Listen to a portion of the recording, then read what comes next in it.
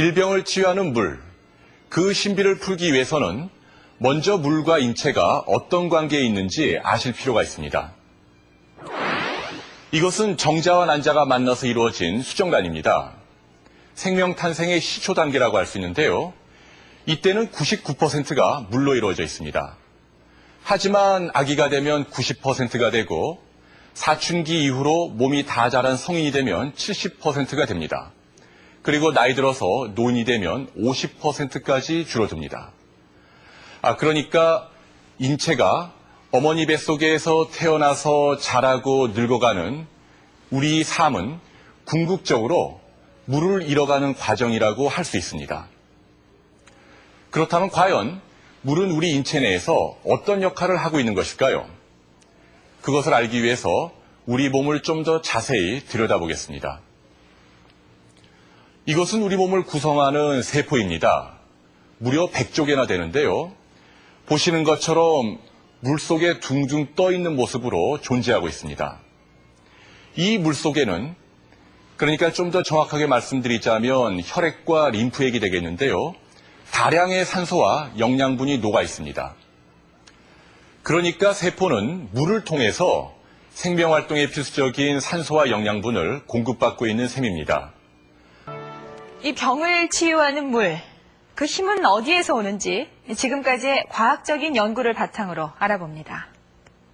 아마 이게 다 제대로 낫으려면은 상당히 시간이. 민영수 씨, 엄청난 대식가로 한때 체중이 100kg을 넘었다는 그는 변비와 당뇨를 20년 넘게 달고 살았다. 이 상태일까요? 이런 상태일까요? 이렇게 4년 전 식전 혈당치가 정상치의 5배가 넘는 800에 육박하자 잇몸과 발가락이 썩어 들어가기 시작했다. 양쪽 다. 네, 양쪽 다 썩어가지고 예. 이 부분이 완전히 썩어가지고 이쪽까지 이제 다 잘라야 돼요. 지금 발가락 3개가요? 네, 3개를. 물집처럼 생겼다가 당시 발을 잘라내야 한다는 의사의 최후 통첩을 받을 정도로 발의 상태는 심각한 것이었고 가족들에게도 고통의 나날이 계속됐다. 났다 또. 아마 3번째 나왔다가 1990년대 초 서울대 소화기내과 교수였던 최규환 박사는 약알칼리 이온수에 대한 주목할 만한 임상실험을 했다. 만성변비 환자 8명에게 변비약을 복용하지 않게 하고 pH 8.5의 알칼리 이온수를 마시게 했다. 그리고 소화물의 대장 통과 시간을 엑스레이로 관찰했으며 배변 횟수도 측정했다. 정상인 34명도 대조군으로 알칼리 이온수를 마시게 했다. 실험 시작 4주 만에 소화물의 대장 통과 시간은 평균 72시간에서 44시간으로 빨라졌으며 배변 횟수는 2배로 늘어났다. 정상인 34명은 별다른 반응이 없었다. 이런 여러 가지 연구라든가 경험에 비춰서 약 알칼리성 그 물은 등을 곧 차게 해서 먹으면은 변비 치료에 상당한 도움이 된다고 그렇게 결론을 얻었습니다. 알칼리 이온수란 무엇인가? 자연의 물에는 다양한 미네랄 이온이 녹아있다. 그중 전기분해를 통해 칼슘 등 플러스 이온만을 모은 것이 바로 알칼리 이온수다.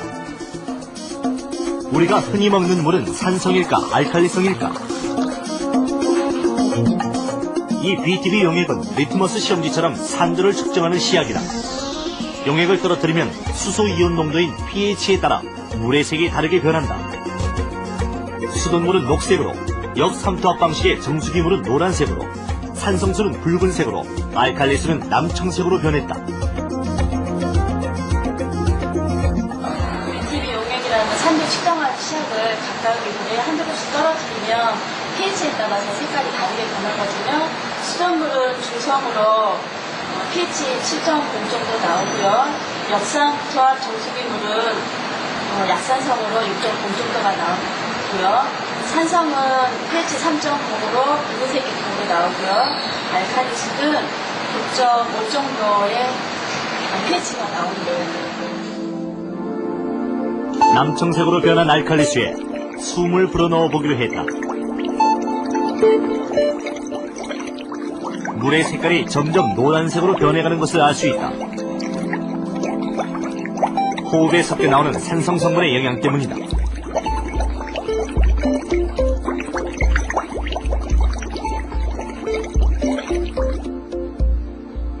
알칼리수를 더 붓자 물이 연한 녹색으로 변했다.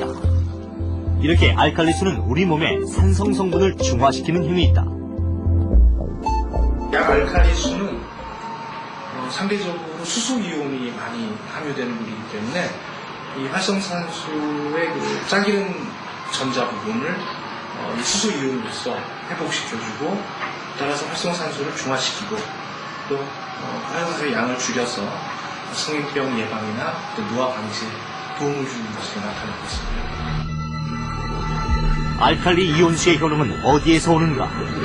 최근의 연구들은 활성산소를 주목한다. 활성산소란 전자를 잃거나 필요 이상으로 전자를 많이 갖게 된 산소를 말한다. 이 활성산소는 반응력이 매우 높아 세포가 만들어낸 효소와 DNA를 공격해 우리 몸을 병들게 한다. 바로 이것이 노화와 질병의 메커니즘이다. 그런데 알칼리 이온수에 풍부하게 함유된 수소가 활성산소와 결합해 물로 만든다는 것이다. 기초화학자인 정무식 박사는 이렇게 측정된 세포의 물 상태를 시뮬레이션해서 그 물 분자 구조를 계산해냈다. 그 결과 건강한 세포의 물은 질서정연하고 암세포 등 병든 세포의 물은 무질서하다는 것을 밝혀냈다.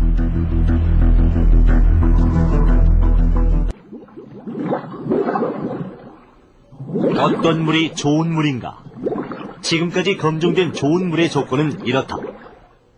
중금속 등 유해물질이 없는 깨끗한 물이어야 한다. 칼슘 등 미네랄은 균형 있게 녹아 있어야 한다. pH 8 내지 9의 약알칼리성 물이 좋다. 좋은 물의 첫 번째 조건은 깨끗한 물입니다. 그러니까 미생물이나 중금속으로 오염되지 않은 물을 말하는데요. 세계보건기구는 해마다 500만 명이나 되는 사람들이 오염된 물 때문에 생명을 잃고 있다고 발표한 적이 있습니다. 우리나라에서도 수만 명씩 식중독이나 수인성 전염병으로 고생하고 있는 실정입니다. 그러나 깨끗한 물은 좋은 물이 되기 위한 필요 조건일 뿐 충분 조건이 아닙니다. 대표적인 사례가 증류수인데요. 증류수는 아무것도 섞여 있지 않은 물이지만 사람이 마실 경우 오히려 배탈이나 설사를 일으킬 수 있습니다. 좋은 물의 두 번째 조건은 적정량의 광물질이 섞여 있어야 한다는 것인데요. 우리가 가장 주변에서 손쉽게 이런 물을 얻을 수 있는 방법은 물을 끓여서 마시는 것입니다. 그렇다면 과연 건강을 지키기 위해서 어떤 방법으로 물을 마셔야 할까요? 찾아오는 환자들이 대개 물을 잘 마시지 않는다는 걸 느낀다고 한다. 석장인데 주로 안 쓸 때가 많으신가 보죠? 그렇죠. 만성 탈수증에 빠지게 되면 우리도 모르는 사이에 활동 능력이 저하된다고 김 교수는 경고한다. 탈수라고 하는 것들은 되게 이제 우리 몸에 있는 전체 수분량이 일정 부분 이상 빠져나갈 때를 얘기를 하는데, 일반적으로는 체중의 1% 이상 빠져나갈 때를 탈수라고 하고요. 되게 1 내지 2% 정도를 경미한 탈수라고 하는데, 되게 이런 경미한 탈수의 경우에는 이런 갈증 기전이 잘 작용하지 않을 수 있기 때문에 잘 모를 수가 있습니다. 이렇게 만성적으로 잘 모르는 상태에서 탈수가 진행이 되면 여러 가지 일을 수행할 때 수행 능력 자체가 떨어질 수가 있겠고요. 그다음에 우리 어떤 인지 기능이 떨어져서 업무 처리나 이런 능력이 떨어질 수가 있겠습니다. 과연 우리 몸에서 물은 어떤 역할을 하는가? 물은 우선 건조해지기 쉬운 목의 점막을 촉촉이 적셔 저항력을 높인다. 식도를 통해 위로 들어간 물의 일부는 위벽으로 흡수돼 혈관으로 퍼져나간다.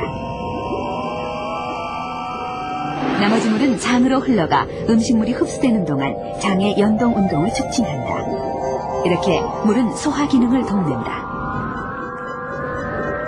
위와 장에서 흡수된 물은 혈관에서 혈액과 만나 전신으로 퍼져나간다. 그렇게 물은 1분 후엔 머리와 생식기에, 10분 후엔 피부에, 20분 후엔 심장에 닿는다. 혈액의 주성분을 이루는 물은 산소와 영양분을 세포에 공급하고 노폐물이나 독소는 몸 밖으로 배출한다. 신진대사의 핵심 역할을 하는 물. 따라서 탈수는 바로 만병의 근원인 것이다. 물이 부족하면 여러 가지 이제 질병이 원인이 될 수가 있는데, 잘 알려져 있는 것으로는 그 요로결석 같은 그런 결석 질환의 위험성이 증가를 하겠고요. 그다음에 여러 그 요로계통의 암들, 뭐 방광암이나 신장암 그런 것들의 위험성이 증가한다고 알려져 있습니다. 그리고 이런 요로계통의 암 이외에도 일부 보고긴 하지만 그런 유방암이나 대장암 위험성 증가한다는 보고가 있습니다. 우리 몸은 얼만큼의 물을 필요로 하는가? 호흡으로, 피부로, 땀으로 각각 0.5리터, 대소변으로 1.6리터의 물이 빠져나간다. 반면 섭취되는 물은 식사로 1.5리터, 재활용으로 0.1리터다. 따라서 적어도 하루에 1.5리터의 물을 마셔야 한다는 계산이 나온다. 우리 몸이 필요로 하는 물, 과연 어떻게 마셔야 하는가?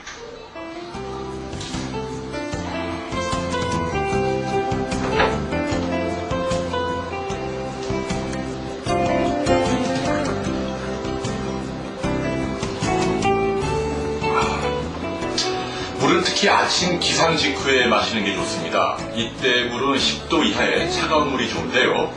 이렇게 차가운 물을 공복에 드시게 되면 밤새도록 이완되어 있던 위장과 대장의 움직임을 자극해서 변비를 이기는데 도움을 줍니다. 식사 도중엔 물을 일절 마시지 않는 분들이 있습니다. 행여 물이 위액을 묽게 해서 소화를 방해하지 않을까 하는 걱정 때문인데요. 그러나 이것은 1리터 이상의 많은 양의 물을 마실 때입니다. 한두 잔의 물은 식사 도중이라도 오히려 위장의 연도 운동을 촉진시켜서 소화를 도와줍니다. 커피와 같은 카페인 음료도 탈수를 부추깁니다.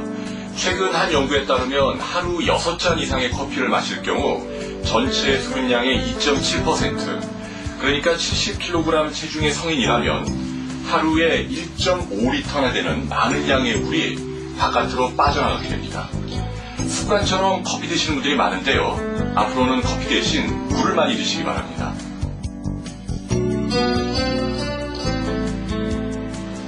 술과 담배는 수분 흡수를 방해하는 가장 큰 걸림돌입니다. 술의 알코올은 소변으로 물을 끌어내서 탈수를 조장하고 담배 연기는 호흡기 점막의 수분을 증발시켜버립니다. 그러니까 과음으로 인한 숙취라든지 아니면 담배로 가래나 기침이 심한 분이 있다면 물을 많이 드시기 바랍니다. 물이야말로 술과 담배로 인한 건강 피해를 줄일 수 있는 최선의 보약입니다. 또 물을 많이 마시는 여성들의 경우에는 대장암이라든가 유방암의 발병률이 낮아지고 또 피부 미용에도 좋은 효과를 볼 수 있다고 합니다. 이 최소 하루 1.5리터, 하루 8잔의 물로 건강과 아름다움을 지키는 건 어떨까요?